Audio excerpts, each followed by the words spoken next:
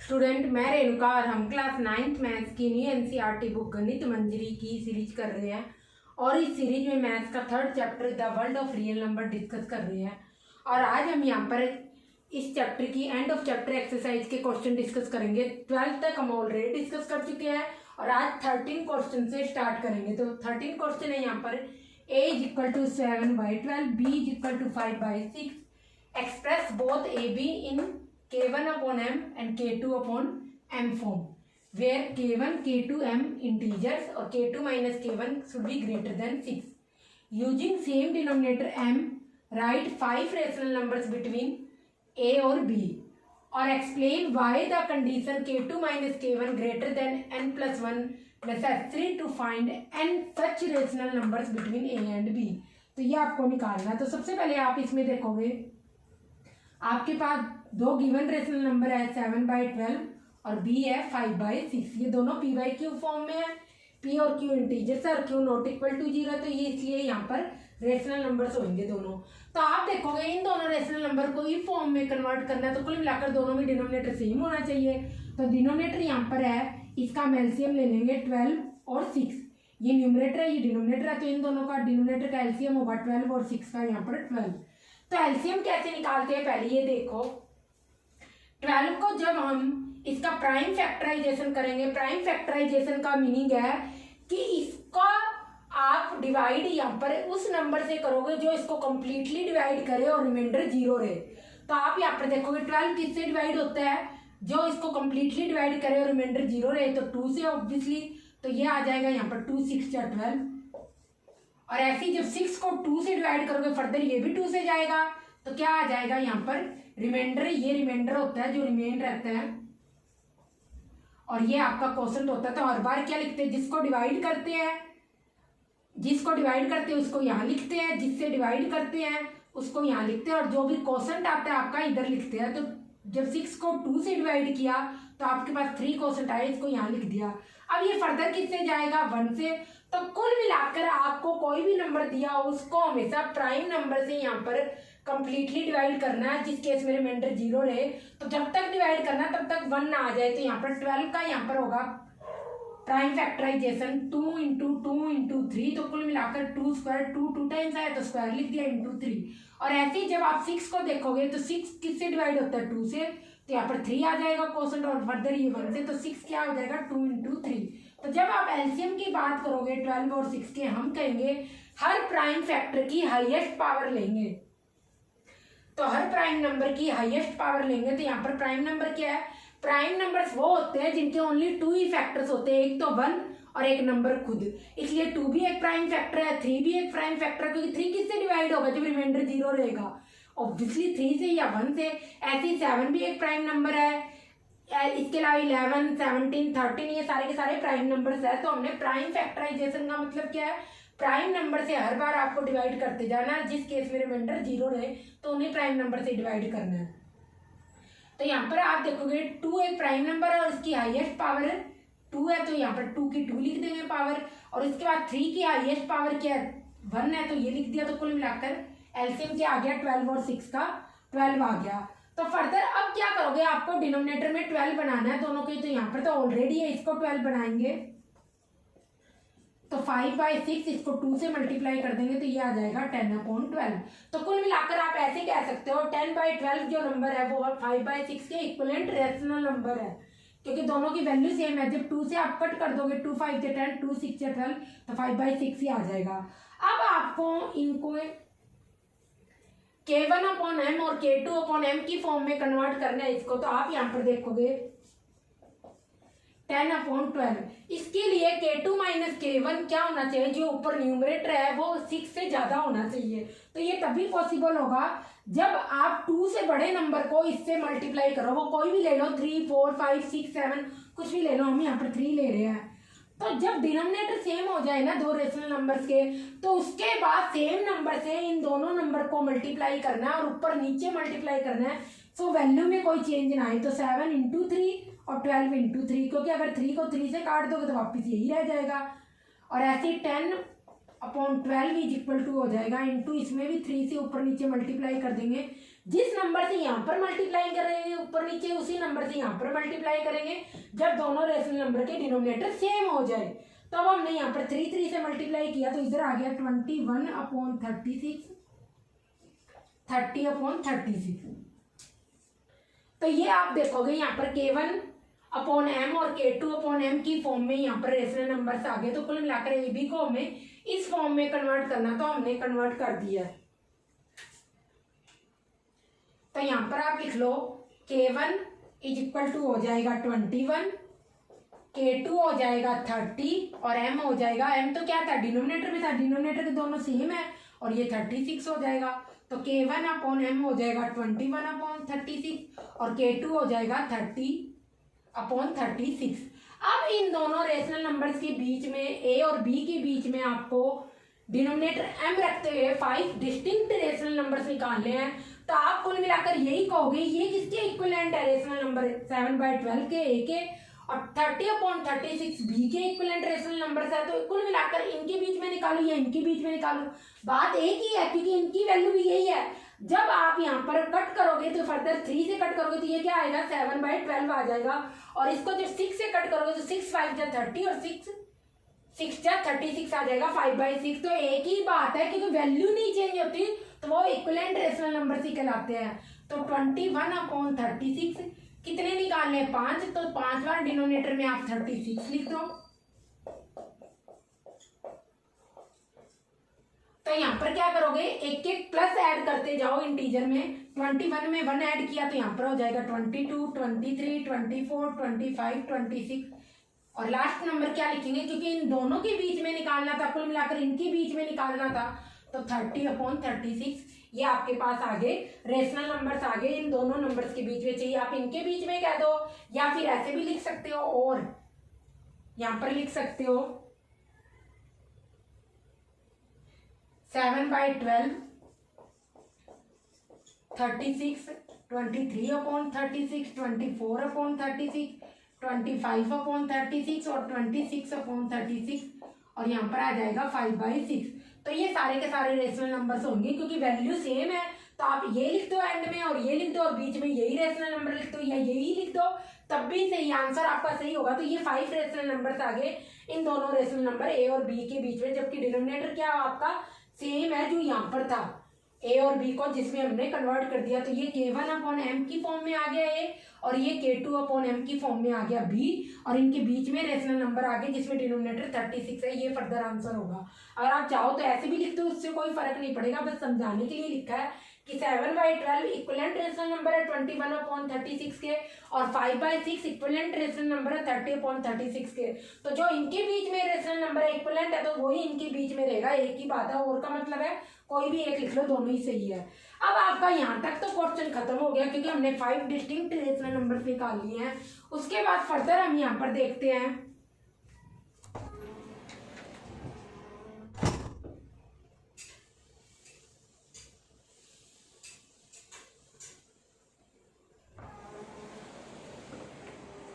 तो फर्दर आप यहाँ पर देखोगे इसमें नेक्स्ट आपको निकालना है कि ये कंडीशन K2 - K1 हमेशा n+1 से ज्यादा हो तो उस केस में आपको n सच एटलीस्ट रेशनल नंबर जरूर मिलेंगे। K1 K2 यहाँ पर इंटीजर्स है। तो आप देखोगे इस पर आप लिखोगे नंबर ऑफ इंटीजर्स बिटवीन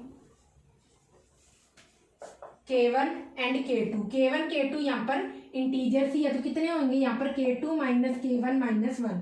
अब कैसे होंगे अभी मैं एग्जांपल से सारा समझाऊंगी, ये पहले ही लिख लेती हूँ। उसके बाद होएगा n such integers between K1 and K2 कितने होंगे यहाँ पर K2 - K1 - 1 ग्रेटर देन या इक्वल टू हमेशा n होंगे। तो उस केस में K2 - K1 ग्रेटर, इस -1 को जब उधर लेके जाएंगे राइट साइड तो प्लस का हो जाएगा, n+1 आ जाएगा। तो आप कहोगे so when K2 - K1 greater than n+1 होगा। n क्या है यहाँ पर नंबर ऑफ इंटीजर है, देखो n सच इंटीजर्स की मैं बात कर रही हूँ, नंबर ऑफ इंटीजर्स आपको निकालने हैं। तो K2 - K1 greater than n+1 हो then we get at least n integers. तो आप यहां पर लिखोगे so it is necessary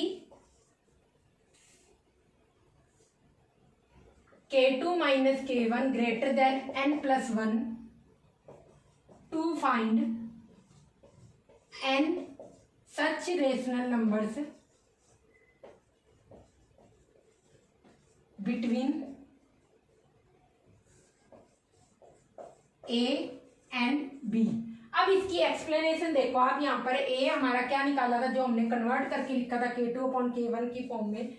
K2 हमारा K2 अपॉन M क्या था हमारा, K1 अपॉन M हमने निकाला था 21 अपॉन 36, और K2 क्या था आपका 30 अपॉन 36 ये था। तो K1 K2 क्या आपके, K1 है 21 और K2 क्या है यहाँ पर 30 है। तो मैं कह दूं 21 और 30 के बीच में मेरे कितने इंटीजर्स आएंगे, कितने इंटीजर्स की मैं बात कर रही हूँ यहाँ पर, कितने आएंगे आप बताओ। 21, 22, 23 ये तो है नहीं, 24, 25, 26, 27, 28, 29 और 30 कितने आए, 3, 6, 8, टोटल 8 आए। तो इसको मैं कैसे लिख सकती हूँ, 21 और 30 के बीच में मेरे कितने इंटीजर्स आए, 8 आए। तो इसको मैं कैसे लिख सकती हूँ, ऐसे लिख सकती हूँ, यहाँ पर जो है कैसे लिखूंगी 30 माइनस 21 और यहाँ पर क्या आ जाएगा माइनस का 1 हो रहेगा, इतने मेरे को यहाँ पर क्या मिलेंगे इंटीजर्स मिलेंगे। इसको लिखना नहीं है, जस्ट एग्जांपल के लिए बता रही हूँ।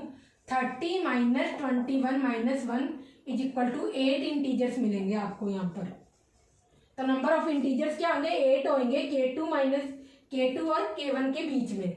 अब आप यहाँ पर देखोगे n सच इंटीजर्स, उस केस में जो इंटीजर्स होंगे वो जो इनका डिफरेंस होगा यहाँ पर n सच इंटीजर्स होंगे K1 और K2 के बीच में।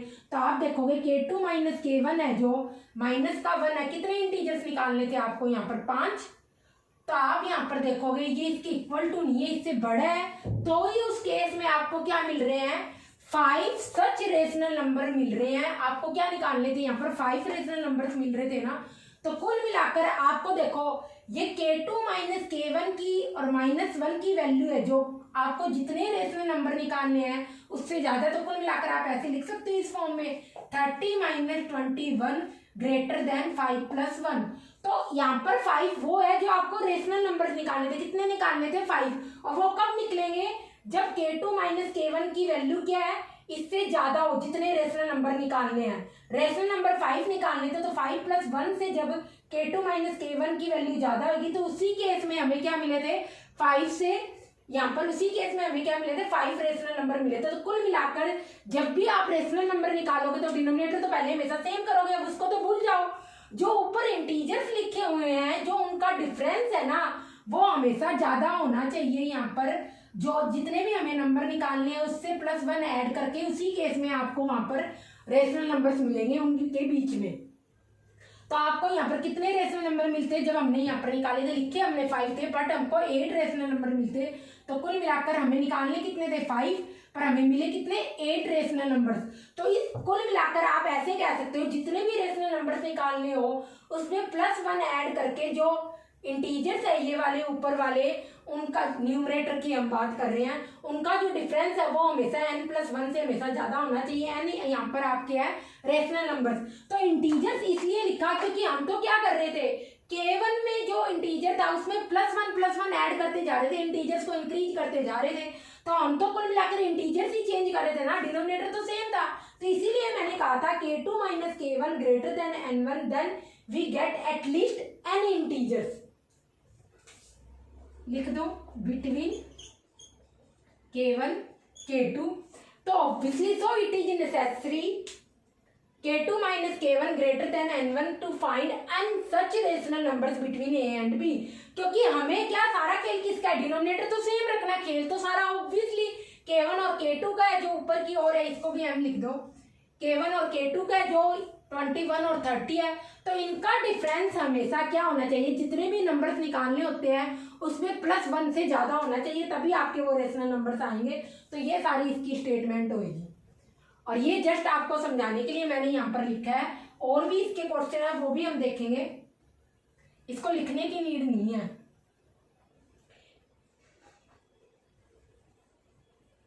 तो बस ये आपका फर्दर फाइनल आंसर है जो लास्ट ये क्वेश्चन पूछे थे कंडीशन के केस में, कॉपी कर लो। उसके बाद अब हम नेक्स्ट क्वेश्चन देखते हैं जिसमें दे रखा है कि एक्स वाई जेड आपके रेशनल नंबर्स हैं और उसमें 2 इक्वेशन दे रखी है एक्स वाई जेड में।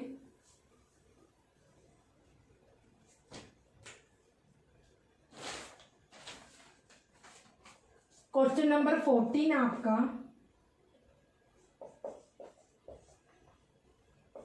3 rational numbers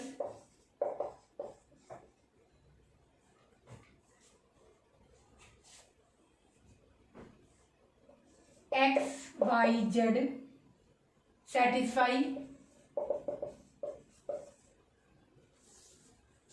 x plus y plus z is equal to 0 and xy plus yz plus zx is equal to 0. So all these numbers x, y, z must be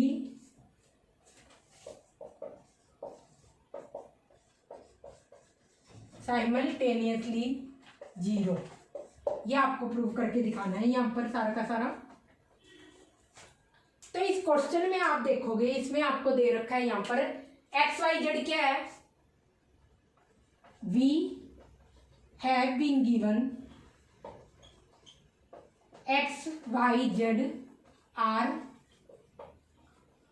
rational numbers और यहाँ पर दे रखा है x plus y plus z is equal to 0 और second equation आपके पास, ये first equation लिख दो, इक्वेशन को इस तरीके से लाइन खींचकर इस तरीके से लिखते हैं x y plus y z plus z x is equal to 0, ये सेकंड इक्वेशन है।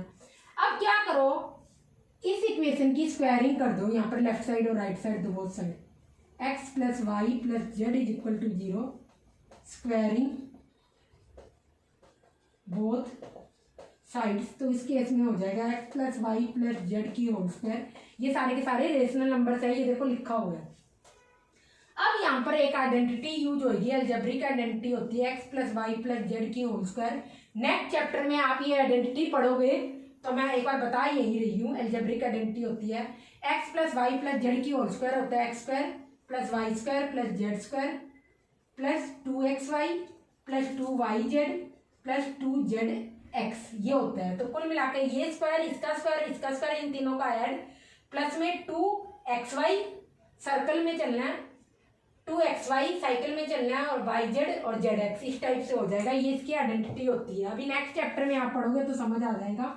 तो यहाँ पर जब इसको इस तरीके से खोलेंगे तो यहाँ पर आ जाएगा x square plus y square plus z square 2xy 2yz, पहले इन दो को लेना है फिर इन दो को लेना है फिर zx को लेना है plus 2zx is equal to 0, ये आ गया आपके पास। अब इक्वेशन 2 से आपको क्या दे रखा है, इसको इस फॉर्म में कन्वर्ट कर लो, x square plus y square plus z square, यहाँ पे 2 कॉमन ले लो, x y plus y z plus z x is equal to 0। तो इक्वेशन 2 में हमें इस ब्रैकेट पार्ट की वैल्यू क्या दे रखी है, यहाँ पर 0 ही दे रखी है। By equation 2 x square plus y square plus z square plus 2 0 is equal to 0, because को हम मैथ्स में इस तरीके से लिखते हैं, 2 डॉट ऊपर लगा के एक नीचे लगा कर, because x y plus y z plus z x is equal to 0 यहाँ पर होगा आपका। तो आप यहाँ पर देखोगे 2 इंटू 0, ये तो 0 ही हो गया, x square plus y square plus z square is equal to 0। अब कोई भी नंबर, आप कितने भी नंबर ले लो, उनके स्क्वायर का सम 0 के बराबर हमेशा तभी होगा जब वो नंबर का स्क्वायर ही क्या हो, 0 के बराबर हो। तो कुल मिलाकर यहाँ पर अब कंडीशन एग्जांपल देख के भी बताऊंगी मैं, condition is possible when x square is equal to y square is equal to z square is equal to 0, क्योंकि देखो अब इनके स्क्वायर का सम है, अब नेगेटिव तो हो नहीं सकता, हमेशा पॉजिटिव होगा। अब अगर आप यहाँ पर कोई पॉजिटिव नंबर लोगे तो वो तो 0 के बराबर कभी होगा नहीं। कोई भी लेके दुनिया में बता दो 1 स्क्वायर, चाहे आप कोई भी ले लो 1 स्क्वायर 2 स्क्वायर 3 स्क्वायर, इनका सम क्या 0 के बराबर होगा? किसी का भी नहीं होगा। किसी का भी स्क्वायर, कभी स्क्वायर का सम हमेशा कभी भी 0 के बराबर नहीं होगा। चाहे आप कोई भी ले लो एक्स की वैल्यू अगर आपने कोई भी रेशनल नंबर ली, सपोज कर लो माइनस ले ली, x is equal to -1, y is equal to -2, z is equal to -3 ले लिया, तो जब इनका स्क्वायर करोगे क्या आ जाएगा 1, इसका स्क्वायर करोगे -2 का होल स्क्वायर और -3 का होल स्क्वायर, तो यहाँ पर क्या आ जाएगा 4 + 9, तब भी ये पॉजिटिव आएगा। 0 तो कभी हो ही नहीं सकता। 0 कब होगा? जब ये क्या आपस में साइन नेगेटिव हो जाए, और नेगेटिव तो कभी होगा नहीं क्योंकि नंबर का स्क्वायर दे रखा है। तो कुल मिलाकर यहाँ पर जो एक्स वाई जेड की वैल्यू है हमेशा 0 ही आएगी, तभी ये पॉसिबल है x² + y² + z² 0 के बराबर हो। तो इसलिए आप यहाँ पर लिखोगे ये सारे के सारे क्या है 0 के बराबर है, तो x² = 0 है तो x = भी 0 होगा, y² = 0 है तो y भी 0 के बराबर होगा, और z² = 0 है तो z भी 0 के बराबर होगा, तभी पॉसिबल है। तो हमें यही प्रूव करना था यहाँ पर, so that x y z must be simultaneously 0। Simultaneously होता है एक साथ 0, तो एक साथ ही 0 होंगे। तो इस केस में जब आप यहाँ पर वैल्यू पुट करोगे x² की 0, y² की 0, z² की 0, तीनों इकट्ठे ही जब 0 होंगे तभी इसकी वैल्यू यहाँ पर 0 आएगी, तभी ये जो केस बन रहा है तभी पॉसिबल होगा। तो इसलिए ये क्या होंगे सारे के सारे इकट्ठे ही 0 होंगे, तभी ये केस पॉसिबल है। तो आप यहाँ पर लिखोगे सो x y z all are simultaneously 0, इकट्ठे ही 0 होंगे, ऐसे नहीं एक बार, तभी ये चीज क्या होगी सारी की सारी 0 के बराबर होगी। इक्वेशन है तो लेफ्ट साइड राइट साइड के हमेशा बराबर ही होनी चाहिए। कॉपी कर लो, फिर आगे फर्दर नेक्स्ट क्वेश्चन देखते हैं। तो इसमें नेक्स्ट क्वेश्चन में आपको कि यहाँ पर प्रूव करना है कि a + b/2 ये जो रेशनल नंबर है बिटवीन a और b के बीच में है, तो ये आपको प्रूव करना है कि कैसे है।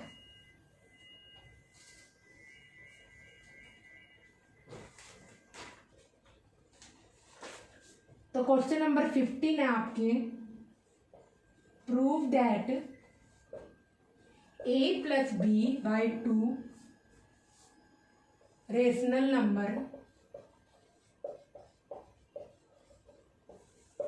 lie between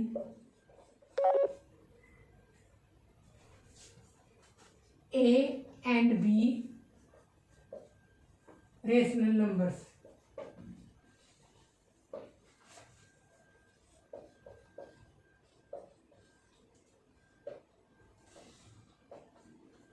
तो सबसे पहले आप इस क्वेश्चन में यहाँ पर देखोगे a और b के बीच में यहाँ पर रेशनल नंबर है, तो आप यहाँ पर लिख लोगे a and b are 2 rational numbers such that a less than b हमने मान लिया। ऑब्वियसली इनके बीच में लाई करते तो कोई तो एक बड़ा ही होगा, हमने मान लिया b a से बड़ा है, तो इस केस में क्या होगा a b a से बड़ा है तो a लेस देन b होगा। तो इस केस में अगर दोनों साइड में क्या करूं यहाँ पर a ऐड कर दूं तो a + a और a + b, अगर सेम ही चीज ऐड कर रही है तो उससे कोई फर्क नहीं पड़ेगा। तो यहाँ पर क्या हो जाएगा मेरा 2a less than a + b, तो a किससे कम आ गया a + b/2 से यहाँ पर लेस आ गया। ये आपके पास होगी फर्स्ट इक्वेशन। मैंने क्या किया दोनों साइड a ऐड कर दिया क्योंकि ये तो मैंने मान रखा है। ऑब्वियसली जब 2 रेशनल नंबर्स के बीच में कोई रेशनल नंबर निकालना है तो एक नंबर हमेशा दूसरे से बड़ा होगा। मैंने मान लिया b a से बड़ा है, तो b a से बड़ा है, दोनों साइड मैंने a ऐड कर दिया। अब इसी चीज में क्या करूंगी मैं वापिस a लेस देन b है तो इस बार इसमें b ऐड कर दूंगी a, या फिर इसको ऐसे लिख लो तो बेटर हो जाएगा b ग्रेटर देन a। तो इस केस में यहाँ पर हो जाएगा, अब दोनों साइड क्या करो आप यहाँ पर b ऐड कर लो। तो यहाँ पर जब b ऐड करोगे b + b, लेफ्ट और राइट दोनों साइड कर रहे हो इसलिए कोई फर्क नहीं पड़ेगा, तो a + b, तो यहाँ पर आ गया 2b greater than a + b, तो कुल मिलाकर b किससे बड़ा हो जाएगा a + b/2। ये आपके पास सेकंड इक्वेशन आ गई। तो इसमें क्या दिखा रहे हैं a + b/2 है वो ए से बड़ा है, और इसमें दिखा रहे हैं a+b/2 है, तो b से छोटा है ये। तो इन सभी इक्वेशंस के द्वारा बाय इक्वेशन 1 और इक्वेशन 2 के द्वारा आप क्या लिख सकते हो, a<a+b/2, और a+b/2 किससे छोटा है आपका, b से है। तो यही प्रूव करना था हमें, तो हमने ये दिखा दिया। a और b के बीच में क्या रेशनल नंबर आ रहा है, a+b/2, तो a+b/2 और b। सो बस हैंस प्रूव, यही लिख दो, हैंस प्रूव्ड, यही दिखाना था आपको। तो हो गया आपका क्वेश्चन। एक बार a ऐड कर दो इस रिलेशन में और एक बार b ऐड कर दो, बस कुल मिलाकर, और कुछ भी नहीं करना। तो यही दिखाना है। और ऑब्वियसली दो रेशनल नंबर के बीच में रेशनल नंबर निकालना है, तो दोनों में से कोई तो एक नंबर बड़ा और एक नंबर छोटा होगा। तो हमने मान लिया b बड़ा है a से। अब इसके बाद जो आपका नेक्स्ट क्वेश्चन है उसमें स्पाइरल दे रखी है आपको, और इसमें लेंथ निकालनी है हाइपोटेन्यूज की।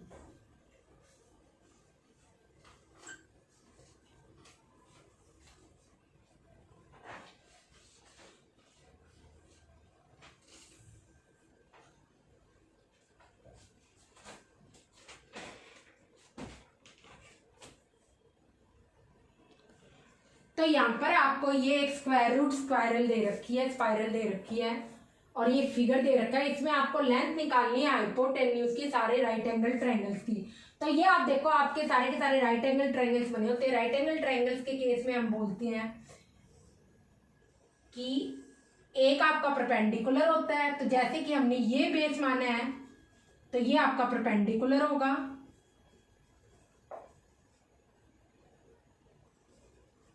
और ये आपका हाइपोटेन्यूज होगा। तो राइट एंगल ट्रायंगल के केस में एक एंगल हमेशा 90 डिग्री होता है, और इसके जस्ट अपोजिट आपका हाइपोटेन्यूज होता है, और ये लॉन्गेस्ट साइड होती है राइट एंगल ट्रायंगल में। तो ये तो ऐसे सारे के सारे यहाँ पर स्क्वायर रूट स्पाइरल के अंदर यहाँ पर राइट एंगल ट्रायंगल्स बने हुए, देखो राइट एंगल का सिंबल भी है। तो ये हाइपोटेन्यूज होगा इस केस में, OAB ट्रायंगल के केस में, और यहाँ पर OBC ट्रायंगल के केस में हाइपोटेन्यूज होगा आपका ये। फिर उसके जस्ट 90 के जस्ट अपोजिट वाला हमेशा हाइपोटेन्यूज होता है, ये लॉन्गेस्ट साइड होती है राइट एंगल ट्रायंगल में।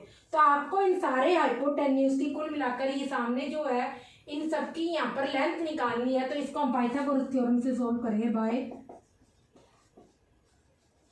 पाइथागोरस थ्योरम, जो कहती है हमें हाइपोटेन्यूज का square is equal to base का स्क्वायर प्लस परपेंडिकुलर का स्क्वायर। तो आप देखोगे ट्रायंगल OAB के केस में आपका यहाँ पर हाइपोटेन्यूज क्या है, OB स्क्वायर। बेस क्या है, कोई भी मान सकते हो आप, बेस कोई भी ले सकते हो। अभी जब हम इस पे 90 मान रहे हैं तो ये परपेंडिकुलर हो गया, और अगर आप इसको बेस लोगे तो उस केस में परपेंडिकुलर क्या हो जाएगा आपका, ये हो जाएगा। तो आप यहाँ पर देख लो, ये आपका क्या हो गया, बेस हो गया। AB को आप बेस ले लो, AB स्क्वायर, और ये OB आपका क्या हो गया, परपेंडिकुलर हो गया, प्लस OB स्क्वायर। तो AB की वैल्यू क्या है यहाँ पर 1, और इसकी भी वैल्यू क्या है यहाँ पर 1। तो कुल मिलाकर OB स्क्वायर की वैल्यू आ गई आपके पास 2 आ गई। यहाँ पर यूनिट देख लेती हूँ मैं एक बार कि यूनिट क्या दे रखी है। तो यहाँ पर कोई यूनिट तो दे नहीं रखी, तो OB स्क्वायर आपका हो जाएगा 2। तो कुल मिलाकर स्क्वायर रूट लेने पर OB की वैल्यू आपके पास हो जाएगी इधर √2, ये हो जाएगी। क्योंकि लेंथ की बात कर रहे हैं तो पॉजिटिव लेंगे, नेगेटिव नहीं लेंगे। तो कुल मिलाकर OB इसकी यहाँ पर वैल्यू होगी √2। अब अगर आपके पास √2 आ गई तो ऐसे ही अब आप फर्दर एक्सटेंड करते जाओगे इस फॉर्मूले को, और इसी को यूज करते रहोगे यहाँ पर। अब OBC ट्राइंगल में देखोगे, ट्राइंगल OBC, तो उस केस में भी क्या होगा, हाइपोटेन्यूज होगा आपका OC का square is equal to BC आपका बेस होगा, BC का स्क्वायर, और परपेंडिकुलर होगा OB का स्क्वायर। तो OC स्क्वायर हाइपोटेन्यूज है, इसकी वैल्यू हमें निकालनी है। बेस आपका 1 है तो 1 की स्क्वायर, OB आपका √2 है तो इसकी स्क्वायर हो जाएगा, और कुल मिलाकर यहाँ पर आ जाएगा √2 का स्क्वायर क्या होगा, 2 होगा। तो OC स्क्वायर आपके पास आ गया 3, तो ओसी की वैल्यू आपके पास आ गई √3। तो इस टाइप से यहाँ पर होगा, तो ओसी आपके पास हो जाएगा √3। और ऐसे जब फर्दर आप एस की वैल्यू ऐसे ही निकालोगे सारे के सारे ट्राइंगल में, ओसीडी केस में, ओडीई के केस में, सब में ऐसे ही लगेगा। हर किसी ट्राइंगल में एक और मैं निकाल देती हूँ, फर्दर आप खुद निकाल के देखना। ट्राइंगल ओसीडी, इसमें हाइपोटेन्यूज क्या होगा, जस्ट 90 के अपोजिट ओडी का स्क्वायर। इस वाले फॉर्मूले में यहाँ पर वैल्यू पुट करेंगे हाइपोटेन्यूज का स्क्वायर, जो कि क्या है ओडी का स्क्वायर। बेस क्या है यहाँ पर मैं ये मान रही हूँ हर बार, ये बेस है CD स्क्वायर।